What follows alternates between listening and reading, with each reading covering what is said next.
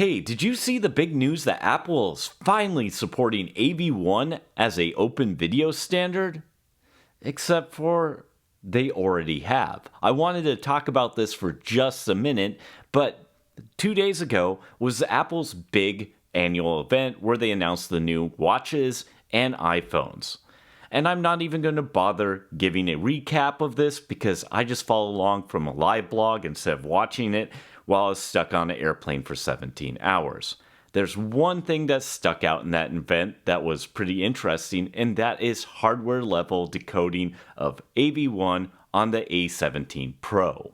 Hey, this is Greg in the future, and I'm editing this video and trying to do as fast as I can to get out on time, so you can probably just tune out the visuals for this one. Why should you care about something that's seemingly so boring? I assume the bulk of my audience has already heard of AV1, but in case you haven't, AV1 or AO Media Video 1 is a video codec by the Alliance for Open Media that offers high image quality using less bandwidth over previous standards like H.264, aka MPEG-4, or VP9, and even best closed standards like H.265, aka HEVC, which is currently used and supported on iPhones and macOS. Unlike H.265, it is open source and royalty free. To summarize, this means serving high quality video using less bandwidth, and it doesn't even cost any licensing fees. Apple adding hardware support for AV1 shouldn't come as a surprise, and in fact, I'd argue it was inevitable. In 2018, Apple quietly joined the Alliance for Open Media as a board member, joining the original founding members of Amazon, Cisco, Google, Intel, Microsoft, Mozilla, and Netflix, who started the group back in 2015.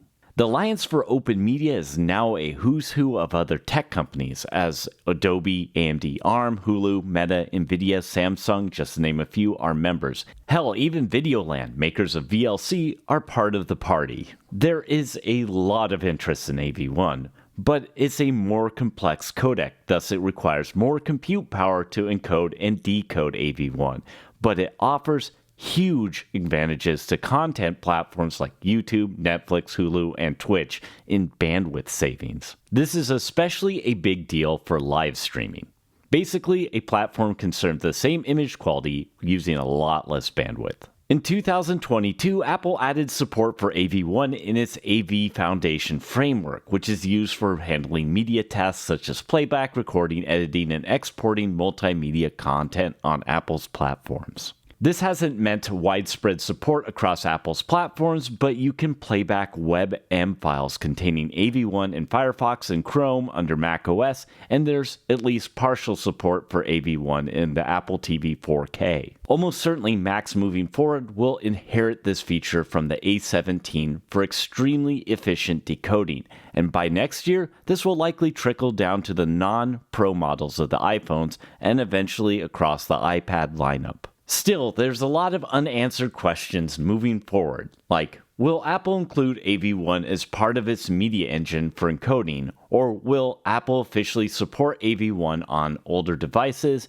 and does Apple have any plans for future iPhones to shoot natively in the AV1 format? Still, even without these questions completely answered, this is a win for everyone as it means decongesting the internet. Apple's implementation of AV1 right now is bound to be a disappointment for people who are truly excited about this sort of thing because it's only a partial implementation. And what I mean by that is, yes, it'll do hardware decoding and we'll get the benefits of AV1, but we're not getting encoding. So it remains to be seen how Apple's going to roll out encoding support if they ever do.